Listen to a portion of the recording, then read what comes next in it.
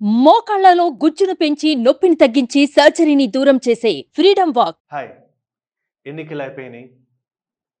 భారతదేశంలో తెలుగు రాష్ట్రాల్లో ప్రత్యేకించి ఆంధ్రప్రదేశ్లో ఎన్నికల ఫలితాలు అందరినీ ఆశ్చర్యానికి గురిచేసినాయి. అయితే దాని వెనకాల ఒక గేమ్ చేంజర్, ఒక మ్యాన్ ఆఫ్ ద మ్యాచ్ అని అందరూ చెప్తున్నటువంటి వేళ పవన్ కళ్యాణ్ గారు అభిమానులు చాలా ఆనందంగా ఉన్నారు. దేశంలో కూడా ఆయన గురించి ఎక్కువ వార్తలు వస్తున్నాయి. ఇంకా తెలుగు యూట్యూబ్ ఛానల్స్ అయితే ఒక్కసారి మీరు ఆ వీడియో చూసినా చూడకపోయినా కొన్ని వందల వీడియోలు పవన్ కళ్యాణ్ గారి గురించి వస్తున్నాయి. అయితే పవన్ కళ్యాణ్ గారికి కొన్ని కోట్ల అభిమానులు ఉన్నారు. అలాగే ఎన్నికల ఫలితాలు చూసిన తర్వాత కూడా కొత్తగా చాలామంది, అంటే ఆయన ఇంతకుముందు అభిమానులు కాని వాళ్ళు కూడా అభిమానులు అయ్యి ఉంటారు. నాకు ఆయనతో ఉన్నటువంటి పరిచయం పిఆర్పి పార్టీ అప్పుడు 2008, 2009 ఆ ప్రాంతంలో మేము చాలాసార్లు మాట్లాడుకున్నాం. వేరే వాళ్ళు నా పుస్తకం గురించి, ఫైర్ బుక్ గురించి ఆయన చెప్పినట్టుగా కూడా ఒక ఆయన చెప్పారు. సో అయితే నాగబాబు గారు నా ఒక మిత్రుడు. కొంతకాలం మేము జర్నీ కూడా చేసాం. నా అమ్మా నాన్న జీనియస్ పుస్తకాన్ని నాగబాబు గారే రిలీజ్ చేశారు. సో ఆయన కుటుంబంతో నాకు 4-5 ఇయర్స్ మేము సన్నిహితంగా ఉన్నాం. అయితే ఇప్పుడు రాజకీయాలు మారిపోయినాయి. ఇప్పుడు ఒక నాయకత్వ శిక్షణ, ఒక ఇలాంటివన్నీ కూడా అవసరం లేకుండా ఒక మ్యాక్రో లెవెల్‌లో చేయాల్సినటువంటి ఒక నాయకుడు ఒక ఉద్యమంలా తీసుకురావాల్సినటువంటి పరిస్థితులు ఏర్పడినాయి గనక, సో దానికి ఒక రకంగా చెప్పాలంటే ఎలాంటి క్వాలిటీస్ ఉంటే అంత లాంగ్ టర్మ్ విజన్ తోటి చేయగలరు అనడానికి ఈ యొక్క పవన్ కళ్యాణ్ గారిని యొక్క అభిమానులు ఉద్దేశించి కేవలం అభిమానించకుండా ఆయన నుంచి ఎలాంటివి మనం నేర్చుకోవచ్చు అని అనడానికి నాకు అనిపించినటువంటి ఒక 10 పాయింట్స్ మీతో షేర్ చేయదలుచుకున్నాను. పవన్ కళ్యాణ్ గారి గురించి మనం ఆయనకు ఉన్నటువంటి లీడర్షిప్ క్వాలిటీస్ గురించి చర్చించుకునే ముందు ఆయన బ్రదర్ నాగబాబు గారు ఆయన గురించి ఏమన్నారో మనం ఒకసారి చూద్దాం. ఆయన ఒక గుడ్ హ్యూమన్ బీయింగ్, అంటే ఒక బ్రదర్ గురించి, అంటే నాకు పర్సనల్గా కూడా మాట్లాడినప్పుడు కూడా మాట చాలాసార్లు చెప్పారు. ఒక్కొక్కసారి పవన్ చూస్తుంటే ఒక యోగి అనిపిస్తూ ఉంటుంది. ఎందుకంటే ఏ లీడర్ తయారవ్వాలన్నా ఫస్ట్ లీడర్స్ డీప్ థింకింగ్ ఉండాలంటే రీడర్స్ అవుతారండి. Readers becomes leaders. అంటే ఎంత ఎక్కువగా చదివితే, ఎందుకంటే ఈ ప్రపంచంలో ఎంతోమంది గొప్ప వాళ్ళ ఆలోచనలు అన్ని పుస్తక రూపంలో ఉన్నాయి. ఎప్పుడైతే మనం అది చదువుతామో ఆ ఫిలాసఫర్లు ఎవరు భూమి మీద ఉండరు. కానీ మనం అందరూ వాళ్ళ ఆలోచనలో ఉండొచ్చు. వాళ్ళు మనతో ఉన్నట్టే ఉంటుంది. So leaders are readers. అలాగా నాగబాబు గారు ఎన్ని పుస్తకాలు చదివారు నాకు తెలిసి. ఇన్ఫ్యాక్ట్ నా ఫస్ట్ బుక్ సీక్రెట్ చదివి నాకు ఫోన్ చేసి నాకు మిత్రుడయ్యారు ఆయన. అందుకని ఏ లీడర్ అవ్వాలన్నా కానీ రీడర్ అవ్వాలన్నది గుర్తుంచుకోవాలి. రెండవది, society comes first, even family secondary అని చెప్పారు నాగబాబు గారు పవన్ కళ్యాణ్ గురించి. ఖచ్చితంగా వాస్తవం అండి. ఆయన పర్సనల్ లైఫ్ గురించి ఎవరెవరు కామెంట్ చేస్తూ ఉంటారు, కానీ ఆయన యొక్క ఫోకస్ వల్ల ఆయన పర్సనల్గా ఇబ్బంది పడి ఉంటాడు. కానీ బికాజ్ నాకు తెలిసింది, ఆయన మిత్రులు ఆయన దగ్గర ఉన్న వాళ్ళు కూడా చెప్పారు. వాళ్ళ యొక్క ఇంతకుముందు ఆ వైఫ్ పేపర్లు రాసేస్తూ ఉండేదట. ఎందుకంటే ఏదన్నా ఒక న్యూస్ చూశారనుకోండి, మనం కూడా చూస్తాం. ఎవరికన్నా కనుక అన్యాయం జరిగినా, ఒక చిన్న పిల్లలకి ఏమైనా అయినా, ఒక ఉమెన్కి ఏమైనా అయినా చూస్తాం, బాధపడతాం. సో ఆయన కొంచెం డీప్గా ఆయన కళ్ళనీళ్ళు వచ్చేసాడు. దాని మీద ఆలోచిస్తే అలాగా ఉండిపోయేవాడు ఆయన. అంటే సొసైటీలో మనకు తెలియని ఫ్యామిలీస్ కష్టం వస్తే కూడా బాధపడేటటువంటి మనస్తత్వం ఆయనకుంది. అది క్లోజ్ పీపుల్ చాలా మందికి తెలుసు. అంటే ఈవేళ మనకి పక్కింటి వాళ్ళకి వస్తే మనకు సంబంధం లేదు అనుకునే విధంగా ఈవేళ గేటెడ్ కమ్యూనిటీస్లో, అపార్ట్మెంట్స్లో మారిపోయిన సందర్భంలో ఇప్పుడు మనం why should we care for each other అనుకున్న సమయంలో మన సమాజమే మన కుటుంబం అని పర్సనల్గా అనుకోవడం అనేది ఎంత గొప్ప సామాజిక బాధ్యత ఒకసారి ఆలోచించండి. Next is highly knowledgeable. Because knowledge అనేది ఇన్ఫర్మేషన్ వల్ల రాదండి. మీరు విపరీతమైన ఫెయిల్యూర్స్ ఎక్స్పెరిమెంట్ చేయడం వల్ల ఫెయిల్ అయ్యి నాలెడ్జ్ వస్తుంటుంది. So applied information becomes knowledge. So and broad mindedness, అంటే మనకి ఈవేళ చాలా చోట్ల అది ప్రత్యేకించి తెలుగు రాష్ట్రాల్లో, ఆంధ్రప్రదేశ్లో క్యాస్ట్ పాలిటిక్స్ ఎక్కువ ఉన్న రోజుల్లో మనం అందరము మనుషులము అని ఒక లవ్ యూనిట్ చేయగలదు, ఒక ప్రేమ మనుషులందరినీ కలపగలదు అని ఒక ఆలోచన తీసుకురావడం అనేది బ్రాడ్ మైండెడ్నెస్కి వస్తుంది. అంటే న్యాయం అన్నది అందరికీ ఉండాలండి, సెలెక్టెడ్గా ఉండదు అలాగా. సో ఇవాళ డివైడెడ్ పాలిటిక్స్ ఉన్న రోజుల్లో యునైటెడ్ పాలిటిక్స్ తీసుకురావడం అనేది చాలా మంచి విషయం. సో ఇప్పుడు let me begin the 10 top leadership qualities నేను అబ్జర్వ్ చేసినవి పవన్ కళ్యాణ్ గారు అంటూ మనం విందాం. మొట్టమొదటి ఏంటంటే, ఎవరైనా కానీ ఏదన్నా ఒకటి మొదలు పెట్టాలంటే స్టార్ట్ విత్ వై అంటారు. మీరేం స్టార్ట్ చేస్తున్నారో అందరికీ తెలుసు. ఎందుకు స్టార్ట్ చేస్తున్నారనే ఇంటెన్షన్ బలంగా ఉండాలి. అంటే మొట్టమొదటి క్వాలిటీ ఏంటంటే the power of intention. So ఎవరికైనా ఈవేళ ఇంటెలిజెన్స్ ఉంటుందండి. ఇంటెలిజెన్స్ ఉండడం అంటే మా గురువుగారు ఒక మాట చెప్తుంటారు. మీరందరూ జేబులో తేళ్ళేసుకొని తిరుగుతారురా అని. తేళ్ళేసుకొని తిరగడం ఏంటి గురువుగారు అంటే, అదే తెలివేసుకొని తిరుగుతారురా. మీ జేబులో తెలివేసుకొని వాడిని ఎలా వాడేద్దాం అనుకుంటా ఉంటారు. మీరు జేబులో చెయ్యి పెట్టగానే అది మీకే కుడతది ఫస్ట్. సో, అందుకని మనం ఇతరుల్ని వాడేద్దాం అనుకుంటే మనం వాడబడతాం. అందుకని తెలివితేటలు అవసరమే. కానీ ఫస్ట్ అవసరం మంచి ఇంటెన్షన్. ఎందుకు చేస్తున్నారు? ఏ వ్యాపారం చేస్తున్నా, ఏం చేస్తున్నా ద పవర్ ఆఫ్ ఇంటెన్షన్. సెకండ్‌ది ఇంటిగ్రిటీ. మీ ఆలోచన, మీ మాట, మీ చేత అంటే మీ యొక్క యాక్షన్స్ కూడా మ్యాచ్ అయితే దాన్ని ఇంటిగ్రిటీ అంటారు. అంటే మీతో మీరు నిజాయితీగా ఉండడం. ఎందుకంటే ఈ ప్రపంచంలో ఎక్కువ సమయం మీరు మీతోనే గడపాలి. ఏదో సినిమాలో చెప్తారండి. ఎవరినైనా మోసం చేసినా ఎంతో కొంత బాగుపడతావు. నిన్ను నువ్వు మోసం చేసుకుంటే ఏం బాగుపడతావు అని. సో, అందుకని మొట్టమొదటిది కావాల్సింది మనతో మనం అంతర్గతంగా నిజాయితీగా ఉండడం. మూడవది ఇంటెలిజెన్స్. అందుకని పవన్ కళ్యాణ్ గారిలో ఆ యొక్క పవర్ ఆఫ్ ఇంటెన్షన్ చాలా చాలా బలంగా ఉందని నేను నమ్ముతాను. బికాజ్ పర్సనల్‌గా చూసాను నేను. ఆయన మనం కొడితే ఎలా ఉండాలని అప్పుడు ఆవేశం ఎంతుందో, సినిమాల్లో ఎంతుందో బయట కూడా అంతే ఉంది. అంటే ఒక రకంగా చెప్పాలంటే ఆయన చాలామంది ఈవేళ రాజకీయాల్లోనే నటులు ఎక్కువుంటారు. సో, ఆయనలో సహజంగా ఉన్నటువంటిదే ఆ థాట్ ప్రాసెస్ మన సినిమాల్లో కూడా కనపడుతూ ఉంటుంది ఆయనకి. That's the first thing. The second thing is mission driven. ఎవరైనా గానీ ఏదైనా ఒక పని అనుకుంటారు. రిజల్ట్ రాకపోతే వదిలేస్తూ ఉంటారు. సో, అది కొంతమంది 1000 డేస్ చేస్తే ఒక మిషన్ సక్సెస్ అవుతుంది అంటారు. కానీ కొంతమంది లాంగ్ టర్మ్ ఉంటదండి. దీన్ని ఏమంటే మిషన్ డ్రివెన్ అంటారు. అంటే ordinary people have jobs, extraordinary people have careers, exceptional people have missions అంటారు. అంటే మార్టిన్ లూథర్ కింగ్ ఓ మాట అంటాడు. If you have not discovered something worth dying for, you are not fit to live అని. నువ్వు జీవితంలో మరణాన్ని స్వీకరించేటటువంటి పని దొరికే వరకు అంటే if you have not discovered something worth dying for, మరణం వచ్చినా సరే నేను ఈ పనే చేస్తాననే పని దొరికే వరకు ఇంకా జీవించడానికి సిద్ధంగా లేవు అని. అంటే మీ జీవితం అయిపోవాలి తప్ప మిషన్ అవ్వకూడదు. అలాంటి మిషన్ ఇప్పుడు స్వామి వివేకానంద అంటారు, మన జీవితం అయిపోయి రిజల్ట్ రాకపోయినా బాధపడకండి, ఇట్ విల్ కంటిన్యూ. సో, మీ యొక్క దాని యొక్క ఫలితం ఉండి తీరుతుందంటారు. సో, మిషన్ డ్రివెన్ ఏంటంటే ఎవరు మిషన్ డ్రివెన్ ఉంటారు? ఒక ఎంటర్‌ప్రెన్యూర్ గాని, ఒక వ్యక్తి గాని లైఫ్ టైమ్ ఒక పర్పస్ ఉండాలంటే గనక చాలా మందికి తెలుసండి ఎప్పుడు పుట్టారో. కొంతమందికే తెలుసు ఎందుకు పుట్టారో. సో, అలా వాళ్ళ పర్పస్‌ని గుర్తించిన వాళ్ళు ధన్యులండి. ఎవరు గుర్తించగలుగుతారు? ఒక విజను, ఒక మిషను, ఒక పర్పస్ ఉన్నవాళ్ళు ఈ లాంగ్ టర్మ్ సో, దానిని కన్సిస్టెన్సీగా ఉండగలుగుతారు. చాలామంది చెప్తారు దట్ ఆయన ఓడిపోయినప్పుడు ఒక సీట్ ఉన్నప్పుడు ఉన్నారు. అలాగే సీట్ లేకపోయినా ఉన్నారు. సో, ఈవేళ తక్కువ సీట్లు 20 సీట్లు వచ్చినా మాత్రమే ఆయన ఉన్నారు. అంటే because of the long term vision అండి. ఎక్కడ చేస్తే, ఎలా చేస్తే మనకి ప్రజలకి మన ఇంటెన్షన్ సర్వ్ అవుతుందన్న విషయం ఆలోచించుకోవడం అనేది మిషన్ డ్రివెన్ అవుతుంది. This is called an entrepreneur mind set. Entrepreneur should have the infinite game. Finite game అంటే మనకి శరీరం కనపడుతుందండి. మన ఆత్మ కనపడదు. కనపడని దానికి కనపడని లక్ష్యం ఉండాలి. కనపడేదానికి కనపడే లక్ష్యం ఉండాలి. సో, ఇన్‌ఫైనైట్ గేమ్ ఏంటంటే మనం ఫైనైట్ గోల్స్ పెట్టుకోవచ్చు. ఎలక్షన్ వరకు ఫైనైట్ అండి. కానీ మన పర్పస్ అన్నది ఇన్‌ఫైనైట్. ఇదే డిఫరెన్స్ అన్నమాట స్టేట్స్‌మెన్‌కి, ఒక పొలిటీషియన్‌కి. పొలిటీషియన్ నెక్స్ట్ ఎలక్షన్ దృష్టిలో పెట్టుకొని పనిచేస్తాడు. ఒక స్టేట్స్‌మెన్ ఒక జనరేషన్ దృష్టిలో, నెక్స్ట్ జనరేషన్ దృష్టిలో పెట్టుకొని పనిచేస్తాడు. మన కలాం గారు గాని, పివి నరసింహారావు గారు వీళ్ళందరూ స్టేట్స్‌మెన్‌లోకి వస్తారు. స్టేట్స్‌మెన్స్ తక్కువైపోయి పొలిటీషియన్స్ మాత్రమే ఉన్నటువంటి నేటి కాలంలో ఒక లాంగ్ టర్మ్ విజన్ గురించి ఆలోచించేటటువంటి పవన్ కళ్యాణ్ గారి క్వాలిటీ మనం ఖచ్చితంగా నేర్చుకోవాలి. అందుకని ఏ సంస్థకైనా గానీ లాంగ్ టర్మ్ విజన్, అది మీ purpose of the organisation and ఈ యొక్క సంవత్సరం గోల్స్ 2 కూడా ఉండొచ్చనమాట. అలాగే ఏ స్టూడెంట్‌కి అయినా గానీ లైఫ్ పర్పస్ ఒకటి ఉంటుంది.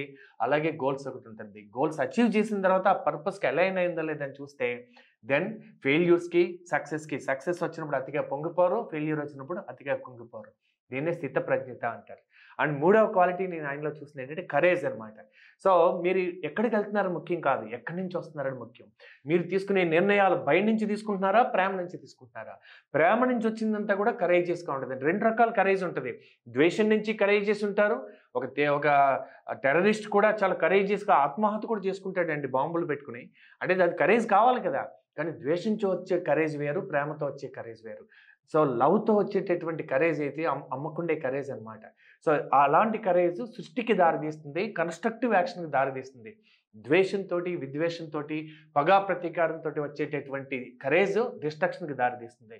సో ఇది మనం బాగా గుర్తుంచుకోవాలి. Doesn't care.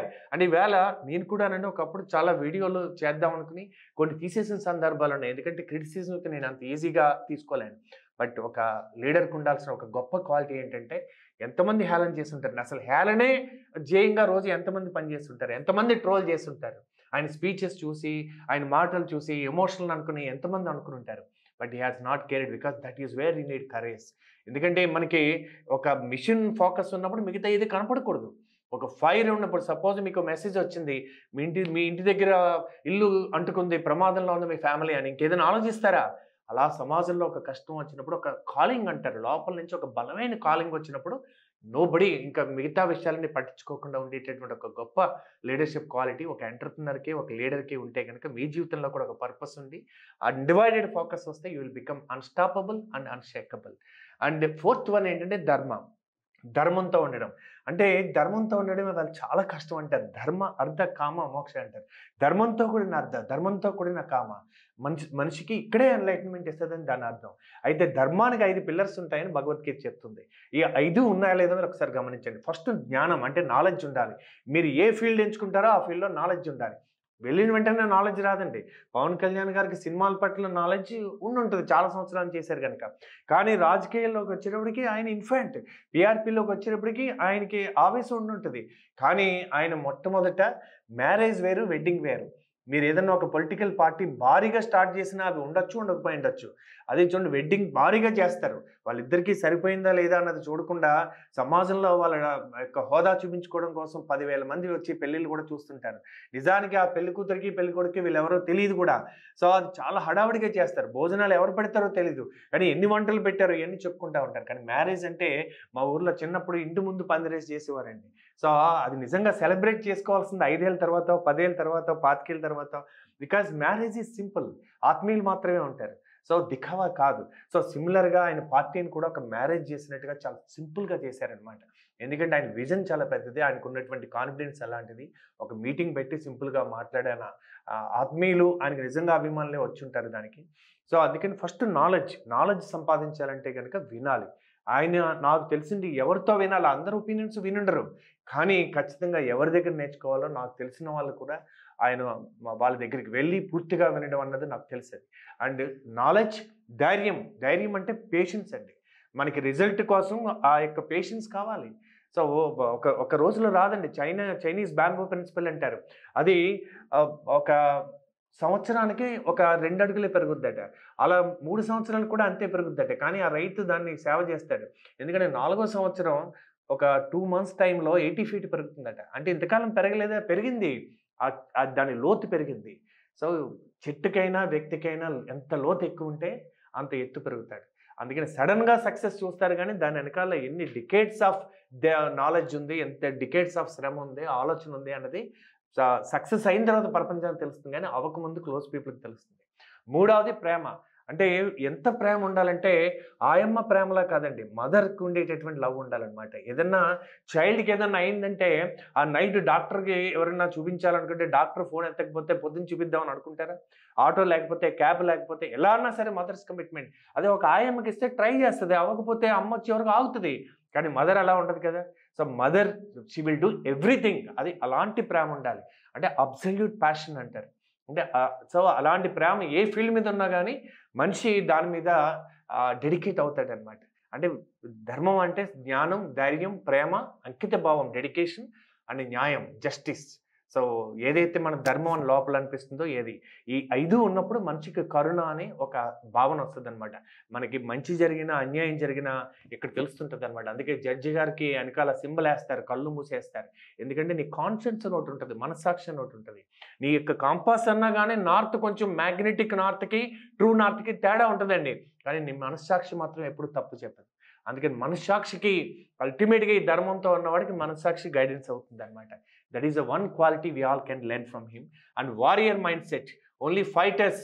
So extremist voice can cause a revolution. అంటే తీవ్రవాదులు మాత్రమే ప్రపంచంలో ఏమైనా మార్పు తీసుకురాగలుగుతారండి.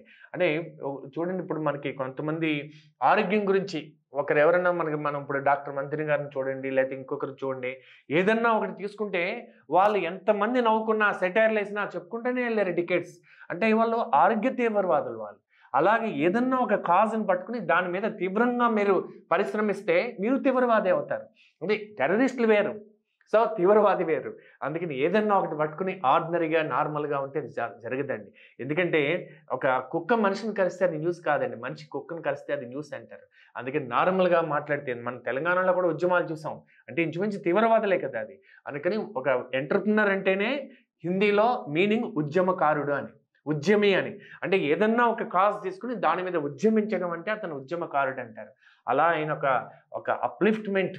సో, ఒక తెలుగు రాష్ట్రం బాగుపడాలి, మన దేశం బాగుపడాలి అనే ఒక ఆశయం. ఆశ వేరు, ఆశయం వేరు. ఒక ఆశయాన్ని తీసుకొని దాని మీద ఉద్యమిస్తే ఆయన ఉద్యమకారుడు అనొచ్చు. ఇది మనం ఒక లీడర్ గాని, ఒక ఎంటర్‌ప్రెన్యూర్ గాని నేర్చుకోవాల్సినటువంటి క్వాలిటీ. అందుకని మీరు ఏం ప్రొడక్ట్ చేస్తున్నారు, ఏ సర్వీస్ చేస్తున్నారు, అది ఎంతమందికి అవసరం, దాని మీద ఉద్యమించాలి. అండ్ ఆరవది ఫిలాసఫర్. ప్లాటో ఒక మాట అంటాడండి. ఏ కింగ్ వెనకాలన్నా ఒక ఫిలాసఫర్ ఉంటాడు. ఫిలాసఫర్ మాట వింటే మన జీవితంలో సఫరింగ్ పోతది. లేదనుకోండి మనం కూడా సఫర్ అయ్యి కొన్నాళ్ళకి మనమే ఫిలాసఫర్ అవుతుంటాం. సో, ప్లాటో ఏమంటారంటే, if good people do not want politics, they have to be ruled and punished by bad people. మంచి వాళ్ళు రాజకీయాలు మాకొద్దు అనుకుంటే వాళ్ళు చెడ్డవాళ్ళ చేత పరిపాలించబడి శిక్షించబడాల్సిందే అంటారు. మరి మన ఇండియాలో, ప్రపంచంలో జరుగుతున్నది ఏంటండి? ఇప్పుడు చూడండి, ఇప్పుడు ఆంధ్రాలో అయితే పోటెత్తారు ఓటేయడానికి. ఎవరు మోటివేట్ చేస్తే ఎళ్లారు? రెండే మోటివేట్ చేస్తాయండి. ఒకటి ఆశ, రెండోది భయం. అంటే నాకేదో ఇస్తారనుకుని ఎళ్లి ఓటేయొచ్చు. లేదా నాకేదో అవుతుందనుకుని ఓటేయొచ్చు. మరి ఏమనుకున్నారో తెలీదు గానీ, బట్ డెఫినెట్‌లీ ఎవరు ఊహించినంత ఓటింగ్ అయితే జరిగింది. దానివల్ల రిజల్ట్స్ కూడా మారినవి. సో, అందుకని ఒక ఫిలాసఫర్ అవ్వాలంటే 4 రకాలండి. ఇవాళ పొలిటీషియన్‌లో 4 రకాలుంటారు. క్యారెక్టర్ ఉండి, అంటే చాలా మంచితనం, నిజాయితీ అన్నీ ఉండి సామర్థ్యం లేని వాళ్ళు. అంటే శీలం ఉంది, సామర్థ్యం లేదు. ఇలాంటి వాళ్ళ వల్ల లాభం ఏముందండి? మంచివాడు కానీ ఏ పని చేయలేడు. సో, అలాంటి వాళ్ళ లాభం ఏముంది? మాట్లాడతారంతే, వాళ్ళు ఏమైనా చర్చల్లో పాల్గొంటారు. సో, రెండవది సామర్థ్యం ఉంది, నిజాయితీ లేదు. కొంతవరకు పర్వాలేదు, కానీ ఆయన బాగు కోసమే ఎక్కువ చేయగలుగుతాడు. ఎందుకంటే సామర్థ్యం ఉంది కదా! So, they are very competent. They can become పదవుల్లోకొచ్చేయొచ్చు. కానీ వాళ్ళ దగ్గర నిజాయితీ లేదు. దానివల్ల ఇంటెన్షన్ లేకపోవడం వల్ల సమాజానికి మంచి జరగదు. మూడవది రెండూ లేదు. వీళ్ళు ఎక్కువ ఉంటారండి రాజకీయ నాయకుల్లో. సో, శీలం లేదు, అంటే క్యారెక్టర్ లేదు, కాంపిటెన్స్ లేదు, సామర్థ్యం లేదు, శీలం లేదు. ఇలాంటి వాళ్ళు ఇంచుమించు ఏంటంటే పందికొక్కులనమాట ఆళ్ళు. వాళ్ళు they are good for nothing. So, కొన్ని పార్టీల్లో ఇలాంటి వాళ్ళని పెంచి పోషిస్తుంటారు. పేట రౌడీల నుంచి వచ్చి వీళ్ళు టికెట్ కొనుక్కొని, సో, వీళ్ళు కూడా బ్రహ్మాండంగా బూతుల మహారాజులాగా చెల్లిపోతుంటారు. బట్ నాలుగవది ఉంటుందండి. దట్ వాళ్ళకి క్యారెక్టర్ ఫస్ట్ సంస్కారం, రెండవది సామర్థ్యం. మీరు చూడండి, వేరే చోట్ల ఎలా ఉన్నారో తెలీదు గానీ, ఒక బ్రదర్‌గా ఎలాంటి సంస్కారం ఉంది. ఆయనకి నియోజకవర్గంలోనే వర్మ గారిని హెల్ప్ చేస్తే, ఆయన ఎంత ప్రేమ చూపించారు. రాజకీయాల్లో ఒక రకంగా ఏంటంటే 2 పార్టీలు కలిసి పనిచేయడం, లేదా సామరస్య భావం ఏర్పడడం అంత ఈజీ కాదు. అంటే ఎలాంటి సంస్కారం ఉంటే ఆయన మనస్ఫూర్తిగా ఈయన కోసం వర్క్ చేశారు. అంటే ఆయనకు కూడా మంచి ఇంటెన్షనే ఉండాలి. ఆయన వర్గ ప్రజలకి ఇలాంటి నాయకుడొస్తే నా నియోజకవర్గానికి మంచి జరుగుతుంది. సో, అంటే ఒక పొలిటీషియన్ కూడా ఇన్‌స్పైర్ చేయగలిగాడంటే, so, you have to understand that first సంస్కారం, రెండవది సామర్థ్యం. ఈ 2 combination for a great leader which everybody can learn. కేవలం ఎమోషనల్ అయిపోతే నాయకుడు ఎవరండి? అందుకని మనం ఎవరినైతే అడ్మైర్ చేస్తున్నామో వాళ్ళలోని నాయకత్వ లక్షణాలు తీసుకుంటే దానివల్ల ఎక్కువ ప్రయోజనం ఉంటుందని నేను నమ్ముతాను. సో, లీడర్‌షిప్ క్వాలిటీ నంబర్ 7 ఏంటంటే స్ట్రాటజిస్ట్. ఇప్పుడు మనకి మహాభారతం ఉందనుకోండి, దాంట్లో శ్రీకృష్ణ మహానుభావుడు ఎన్ని స్ట్రాటజీలేసారండి. ఎందుకంటే అవతల శకునిమామ ఉన్నాడు, చాలా పెద్ద స్ట్రాటజీలేస్తాడు. దాన్ని మించిన ఎత్తుకు పై ఎత్తేయాలంటే ఎంత తెలివైనవాడు ఉండాలి. ఎమోషనల్‌గా ఉంటే సరిపోతుందా? ఆయన చాలా ఎమోషనల్‌నే అనుకున్నారు బయట చూసి. కానీ ఆయన ఒక కలవని పార్టీలని, చాలామంది ఏంటిది నేచురల్‌గా లేదు, మొన్నటి వరకు వాళ్ళకి పడదు, కెమిస్ట్రీ లేదు, ఎలా జరుగుతుందనుకున్నారు. కానీ ఒక్కొక్కసారి అవతల పార్టీ కూడా ఎమోషన్ తీసుకొస్తుంటుంది. భయం కూడా ఎమోషన్ తీసుకొస్తూ ఉంటుంది. ఎలా వచ్చిందో తెలీదు గానీ, మొత్తం మీద గ్రౌండ్ లెవెల్ వరకు ఆ ఎమోషన్ తీసుకురావడంలో, ఫస్టు కలపడంలో ఆయన కృతకృత్యుడయ్యాడు. దానివల్ల అల్టిమేట్‌గా so, everything has come into the favour. So, that's most important అండి. That strategy. ఎందుకంటే వ్యూహం అన్నమాట. ఎలాగ మనం అనుకున్నది సాధించాలంటే ఎవరితో కలిస్తే అది జరుగుతుంది, ఎలా జరుగుతుంది అని ఆలోచించాల్సిందే. సో, అందులో ఈసారి అభ్యర్థులను ఎంచుకోవడంలో, ఎందుకంటే పార్లమెంట్‌లో ఇవాళ 93% కరోడుపతి సెంట్ అండి. అంటే మరి అది చెడ్డదా? బిజినెస్ మ్యాన్ అవ్వడం అంటే ఒక రకంగా చెడ్డది, ఒక రకంగా మంచిది. ఎప్పుడు చెడ్డదంటే బిజినెస్ మెన్ వాళ్ళు ఎంపీసో, ఎమ్మెల్యేసో అయినప్పుడు రేపొద్దున్న వాళ్ళు గనక న్యాయంగా నిలబడి వాళ్ళు గనక నిలబడితే అవతల వాళ్ళకి వాళ్ళ బిజినెస్ మీద గనక ఏదన్నా దాడి జరిగితే వాళ్ళు కాంప్రమైజ్ అయిపోయేటటువంటి పిరికి పందలైతే అది ప్రజలకి నష్టం. అందుకని వాళ్ళ వ్యాపారాల కోసమే వచ్చిన వాళ్ళు రాజకీయాల్లోకి రాకూడదండి. వాళ్ళు ఎమ్మెల్సీలు, ఎంపీలు కూడా అవ్వకూడదని నా ఉద్దేశం. సో, అదే గనక వాళ్ళు లీగల్‌గా బిజినెస్ జేసి వాళ్ళు ఎవరు దాడి చేసినా ఫియర్‌లెస్‌గా, అన్‌షేకబుల్‌గా ఉన్నారనుకోండి, అలాంటప్పుడు వాళ్ళొస్తే ఎక్కువ సర్వీస్ చేయగలుగుతారు. ఎందుకంటే నేను కూడా ఓటేసాను హైదరాబాద్‌లో. ఎందుకేసానంటే ఆయన ఆల్రెడీ రిచ్ పర్సన్. ఈయన కరప్ట్ చేసే అవకాశం లేదు. ఎందుకంటే ఆయన ఇంటర్వ్యూలు కూడా చూసాను నేను, ఎంపీ క్యాండిడేట్. కరప్ట్ చేసే అవకాశం లేదని. అందుకని ఒక కొంత మంచి బిజినెస్ లేదా కనీసం ఒక మంచి లీగల్ బిజినెస్ చేస్తున్న వాళ్ళు ఎవరైనా అది మంచిదండి. ఎందుకంటే వాళ్ళు ఫైనాన్షియల్ ఫ్రీడమ్ సాధించారు. కొన్నాళ్ళ తర్వాత బిజినెస్ ఆటోమేటిక్‌గా వాళ్ళ పనే ఉండదండి. వాళ్ళు ఇంకా ఆ బిజినెస్‌లో ఉంటే ఎక్కువ నష్టం. లేకపోతే కొంతకాలం తర్వాత అది సేమ్ కిక్ ఇవ్వదు. అందుకని అలాంటి వాళ్ళొస్తే మంచిది. సో, అందుకని ఎవరికి అభ్యర్థిత్వం ఇస్తే వాళ్ళు కొంత ఇన్వెస్ట్ చేయగలుగుతారో, ఎంత టైం ఇన్వెస్ట్ చేయగలుగుతారో, టైం ఇవ్వగలుగుతారో అన్నది ఆలోచించి చేసుంటారని నా అభిప్రాయం. So, and he has definitely ఆ స్ట్రాటజీ వర్క్ చేసింది ఈసారి. 21 సీట్లు తీసుకోవడం అంటే చాలామంది తగ్గించేశారు, మీరు కాంప్రమైజ్ అయిపోయారు అని అనుకున్నారు. దట్ సేమ్ వాళ్ళ సామాజిక వర్గం కూడా అనుకున్నారు. ఎమోషనల్ ఫీల్ అయ్యారు. కానీ ఆయన స్ట్రాటజీ మనం తీసుకున్న కొద్ది సీట్లైనా పవర్‌ఫుల్‌గా గనక మనం చేస్తే ఒకసారి రికగ్నిషన్ 100% స్ట్రైక్ రేట్ వల్ల ఈ యొక్క గుర్తు ఏదైతే గాజు గ్లాస్ ఉందో అది పర్మనెంట్ అయిపోయింది. అంటే ఎంత బ్రాండ్ స్ట్రాటజీ అండి అది. అంటే ఇప్పుడు మళ్ళీ దీన్ని ఇంకా ప్రమోట్ చేసుకొని మళ్ళీ మళ్ళీ మార్చాల్సిన పని లేదు. సో, అది ఎంతవరకు జరిగిందంటే ఒక రకంగా చెప్పాలంటే నేషనల్ పార్టీని కలపడం వల్ల నేషనల్ పార్టీ విన్ అవ్వడానికి కొంచెం ఇక్కడ లోకల్ పార్టీ కూడా అవ్వడం వల్ల అది రాష్ట్రానికి మంచి జరిగింది. అండ్ దేశానికి మంచి జరిగింది. ఆయన ఎప్పుడో 'ఖుషి' సినిమాలో ఒక పాటలో దేశం గురించి ఒక భక్తి సాంగ్ ఉంటుంది 'మేరా జహా' అని.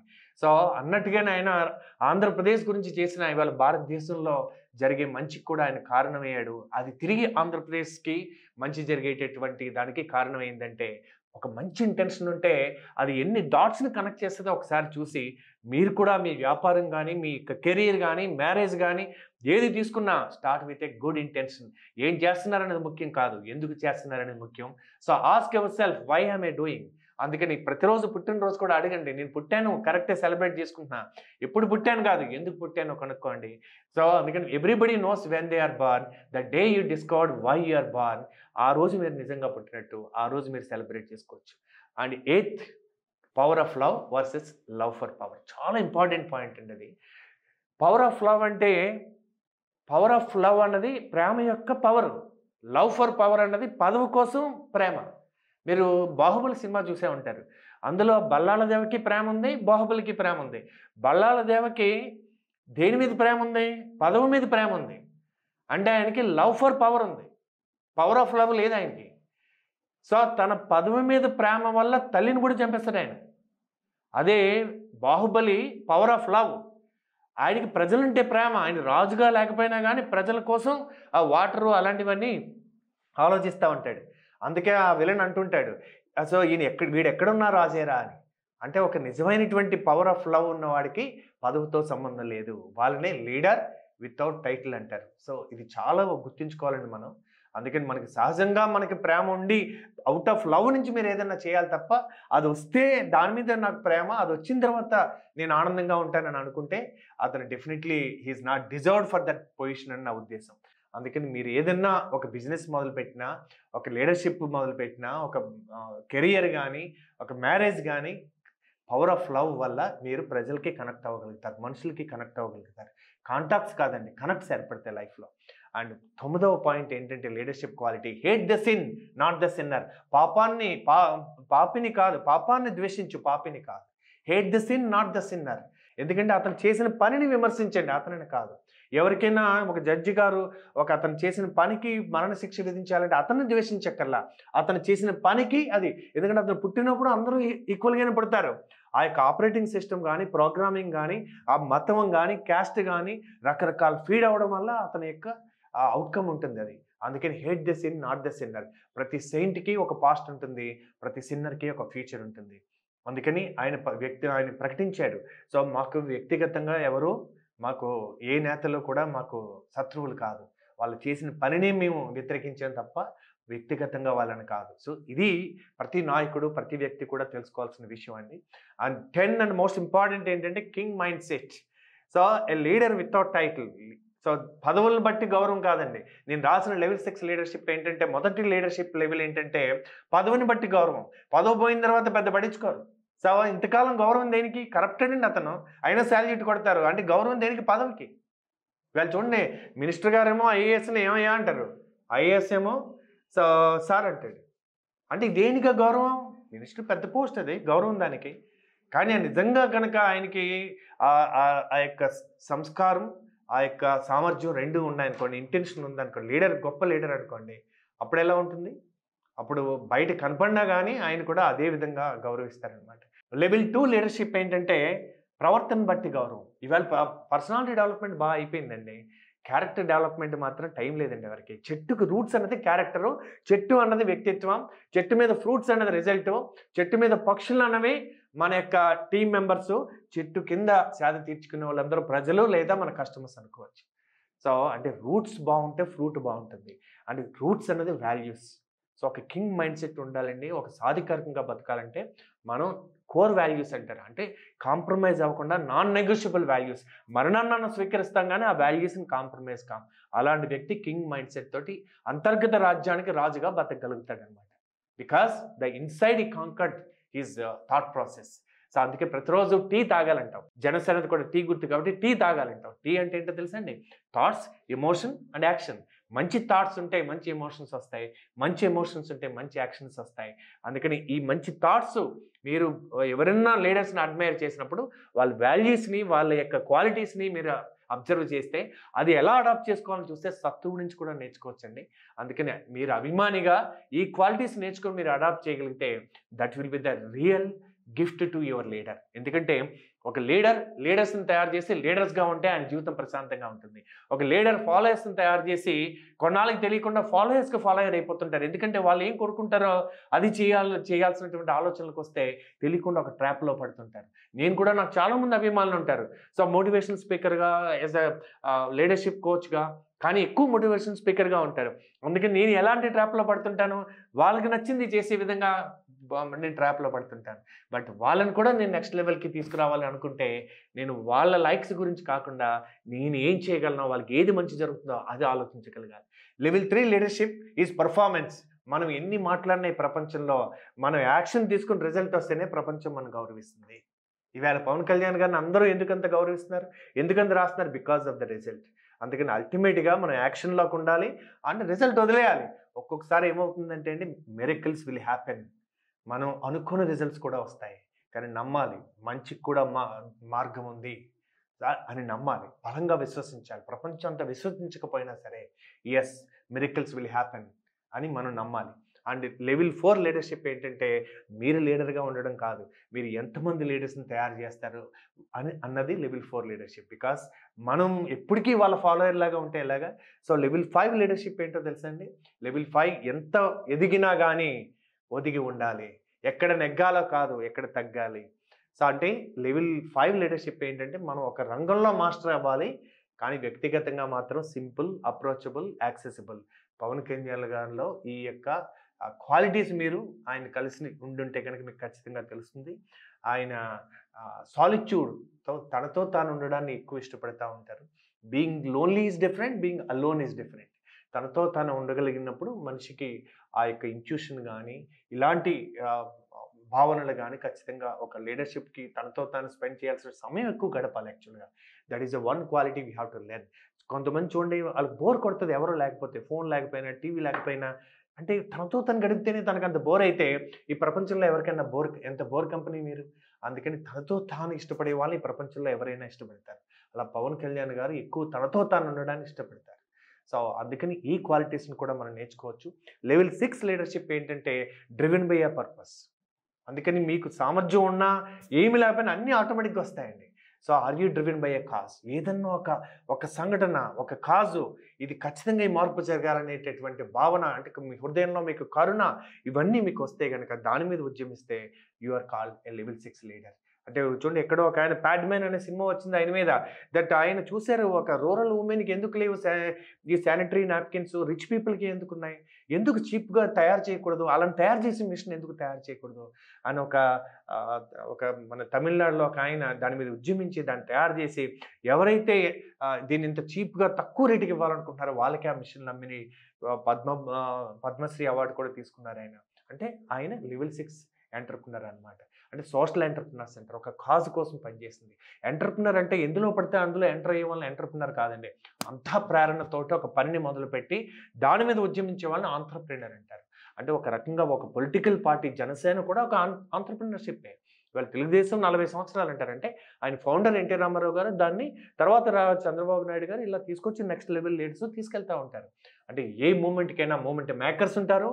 అంటే మొదలు పెడతారు. వాళ్ళు మూవ్‌మెంట్‌ని సృష్టించగలుగుతారు. మూవ్‌మెంట్ టేకర్స్, దాని వెనకాల నాగబాబు గారు లాంటి వాళ్ళు, ఇంకా చాలామంది లీడర్స్, నాదెండ్ల మనోహర్ గారు, ఇట్లా చాలామంది లీడర్స్ ఎంతోమంది వెనకాల బ్యాక్‌గ్రౌండ్ వర్క్ చేస్తుంటారు. వాళ్ళందరూ మూవ్‌మెంట్ టేకర్స్. సో, అందరూ మూవ్‌మెంట్ మేకర్స్ అవ్వక్కర్లేదు. చరిష్మాటిక్ లీడర్స్ అవ్వక్కర్లేదు. సో, మూడవది ఏంటంటే మూవ్‌మెంట్ బ్రేకర్స్. మనతోటే ఉండి కోవర్ట్‌లాగా ఉండి విమర్శిస్తా ఉంటారు. సో, వాళ్ళని కూడా జాగ్రత్తగా చూసుకోవాలి. అంటే ఎవరున్నారో అలాంటి వాళ్ళతో జాగ్రత్తగా ఉండాలి. నాలుగవది మూవ్‌మెంట్ ఫేకర్స్. చేసేద్దాం రండి అంటారు. అవసరం వచ్చిన టైంకి కనపడరు. సో, వీళ్ళు నిజమైన లీడర్స్ ఎవరో అథెంటిక్‌గా అబ్జర్వ్ చేయాలి. అండ్ ఐదవది ఉంటారు మూవ్‌మెంట్ జోకర్స్. ఇంకా వాళ్ళు ట్రోలింగు, కామెంట్సు ఇయి తప్ప వాళ్ళు నిజంగా క్షేత్రస్థాయికొచ్చి పనిచేసే వాళ్ళు ఉండరండి. అందుకని నిజంగా పవన్ కళ్యాణ్ గారు మూవ్‌మెంట్ మేకర్. అందుకని ఆర్గనైజేషన్‌కి ఉపయోగపడేది ఇద్దరే, movement makers and movement takers. ఇద్దరిలో మనం ఒకరినన్నా మనం ఆర్గనైజేషన్‌లో ఉండాలి. లేదా అలాంటి వాళ్ళతో మనం కొలాబరేషన్ అవ్వాలి. So, and this is what I wanted to communicate with you. So that ఇందులో ఎక్కడైనా ఒక మాట మీ అందరికి ఎవరికైనా ఉపయోగపడితే సంతోషం. And I really wish Pawan Kalyan garu, మన చంద్రబాబు నాయుడు గారు, మన నరేంద్ర మోడీ గారు అందరూ కలిసి భారతదేశాన్ని, ప్రత్యేకించి తెలుగు రాష్ట్రాల్ని, ఆంధ్రప్రదేశ్, తెలంగాణ 2 కూడా అభివృద్ధి పదంలో సాగి తెలుగువారు మరొక్కసారి మన యొక్క ఆహ్, గర్వకారణంగా జీవించాలని కోరుకుందాం. అలాగే భారతదేశం నరేంద్ర మోడీ గారి యొక్క నాయకత్వంలో భారతదేశం ఇవాళ 5th లార్జెస్ట్ ఎకానమీగా ఉంది. 3rd లార్జెస్ట్ ఎకానమీగా వెళ్తున్నాం. నెక్స్ట్ 10, 15, 25 ఇయర్స్ ఇస్ కీలకం. 100 ఇయర్స్ అయ్యే లోపల మనం సూపర్ పవర్‌గా, అంటే వేరే దేశాలు సూపర్ పవర్‌గా అయితే అది వేరే దేశాలకి ప్రమాదం అది. కానీ ఇండియా సూపర్ పవర్‌గా అయితే ప్రపంచానికి మంచిది. ఎందుకంటే మన స్ట్రెంగ్త్ రెస్పెక్ట్ స్ట్రెంగ్త్ అన్నారు. మన దగ్గర అణుబాంబులు ఉండడం దాడి చేయడానికి కాదు. పక్కవాడి దగ్గర ఉంటే మన దగ్గర ఉండి we both respect each other. అందుకని we are the power of love నుంచి వచ్చినటువంటి దేశం, లైట్ హౌస్‌గా ఉండే దేశం గనక మనలాంటి వాళ్ళు ఎక్కువ సక్సెస్ అయితే ప్రపంచానికి ఎక్కువ ప్రశాంతత, పీస్ ఉంటుంది కనుక మంచి వాళ్ళు ఎక్కువ సక్సెస్ అవ్వాలి. అలా ఇవాళ పవన్ కళ్యాణ్ గారి యొక్క విజయం అందరికీ కూడా ఇన్స్పిరేషన్ అండ్ ఒక ఆదర్శం. ఈ యొక్క క్వాలిటీస్ నుంచి నేను పర్సనల్‌గా నేను ఇన్‌స్పైర్ అయ్యాను కాబట్టి నేను చెప్తున్నాను. మీరు కూడా ఏదన్నా ఇందులో ఒక పాయింట్ అన్నా తీసుకొని దాన్ని అప్లై చేస్తే మీరు కూడా ఒక మంచి నాయకుడిగా ఎదగాలని, పార్టీకి, రాష్ట్రానికి, దేశానికి ఉపయోగపడే పౌరులుగా ఉండాలని కోరుకుంటూ నమస్తే.